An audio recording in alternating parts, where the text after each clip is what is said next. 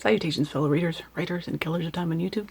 My name is Martha Jones, and I would like to use the androgynous sounds of my voice to rant and roar about a bizarrely terrible book for this many minutes.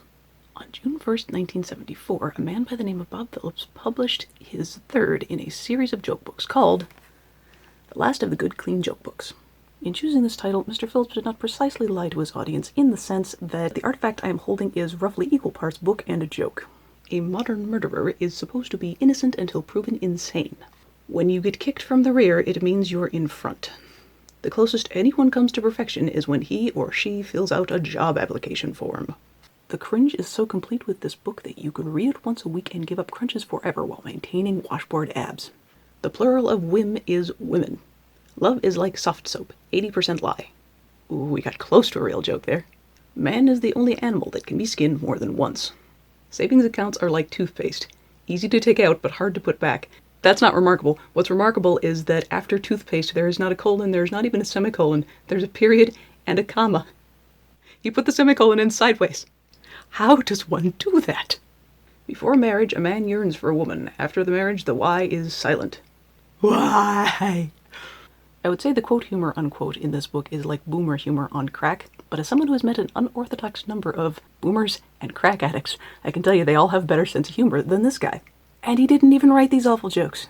Compiled by Bob Phillips. Sir, if you're gonna steal, steal. There's no excuse. By the time this book was written, Milton Berle and Jack Benny both had careers that were old enough to vote and drink. You'd think he'd be able to steal better stuff than this. My wife is just as beautiful today as when I married her 20 years ago. Of course, it takes her longer.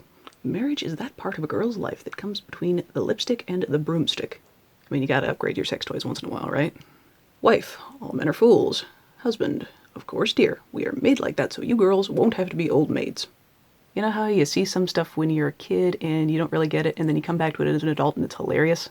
I first encountered this book when I was 10 years old and assumed it was going over my head. I am now in my third decade of life, and the jokes haven't gotten funnier, they've gotten sadder.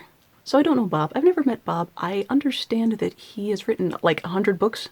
And 1974 was a long time ago. I believe it is completely possible that he has changed his stance and looks back at this, his third joke book, the way I look at my third book and kind of get cringy. But I'd love to know who he thought this book was for.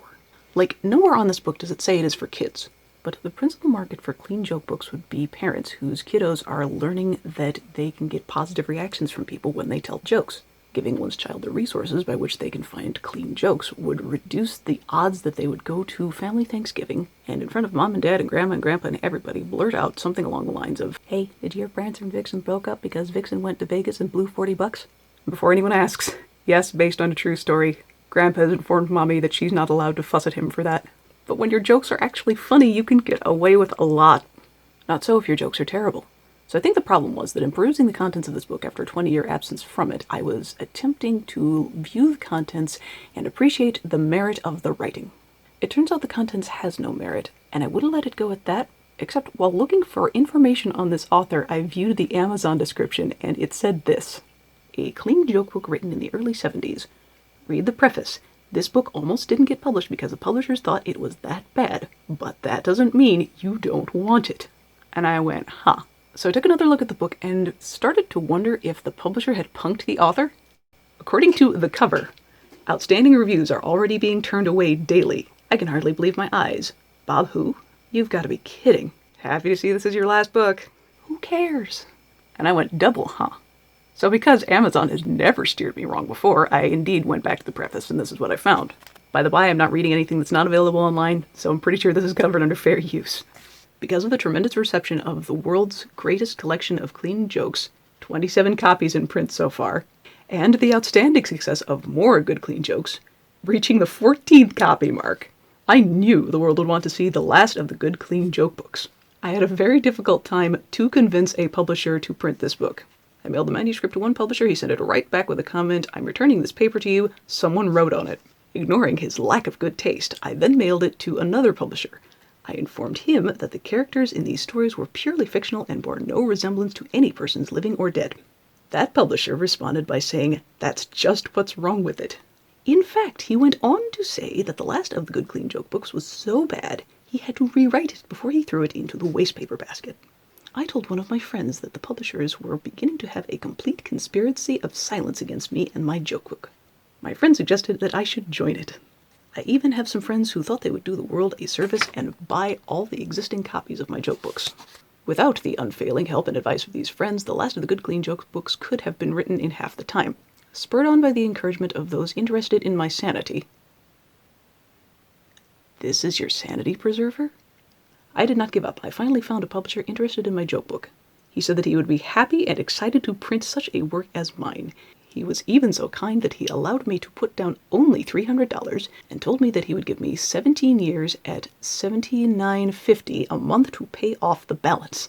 As the last of the good clean joke books emerges onto the markett ... I certainly hope it is. I certainly hope it is what? Bob Phillips. Dedicated to the hardy individuals who have enough fortitude to buy my third joke book. You know those books where you read them and you cannot tell if the author is utterly tone deaf or if they are singing bad on purpose? This is the My Immortal of joke books. Interestingly, Bob Phillips here may have been the first author to commit to the written page an apocryphal human known as the Smallgarian. Did you hear about the Smallgarian streaker who forgot to take off his clothes? Question: why did the Smallgarian cut a hole in his new umbrella? Answer: so he could tell when it stops raining. Question: what is the world's oldest and thinnest book? Answer: the Smallgarian Encyclopedia. Do-it-yourself racism, insert the name of your hated group here? Question mark. So curious was I about Smallgarians that I actually had to look them up, and it turns out that someone is willing to fight Bob credit for the Smallgarian. A fellow by the name of Charlie Jones who wrote his own joke book in the 1980s, in case you're curious. Well, when I asked the internet what is a Smallgarian, the best answer it gave me was this.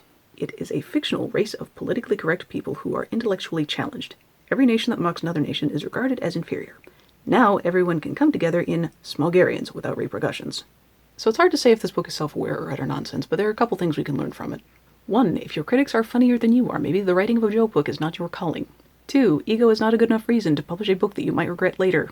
3. A sad fact is that at some point in our history, there were human beings on the planet who believed that it was okay to be racist and sexist, but not dirty. So let's not assume that a joke that has no sex in it is good by default. And 4, even if you write a bad book, you can recover from that bad book and be a good human henceforth. As far as we know, Bob Phillips is a marriage counselor in Texas and doing great things. Except I hope his sense of humor is improved because he has a whole section of counselor jokes in here and... damn. Marriage counselor. Do you bolster each other's confidence? Counselee. I keep telling him that anybody with his brains and ability can fix his own breakfast. He tells me that anyone, even a mechanical moron like me, can change a fuse. It's a paperback, so it doesn't have sufficient heft to dull the senses. As always, thank you for giving these videos a shot. I post whenever the day job allows. Meantime, take it easy. Love you. Bye. Like my channel, buy my crap. Doo-dah, doo-dah. There's no time to take a nap. Oh, the doo-dah day. Hey! Question: what is a fog over Los Angeles called? Answer: bigamist. Like, not the worst joke, I would have gone with smorgasbord. And for the record, it's not that hard to tell jokes that are both clean and funny.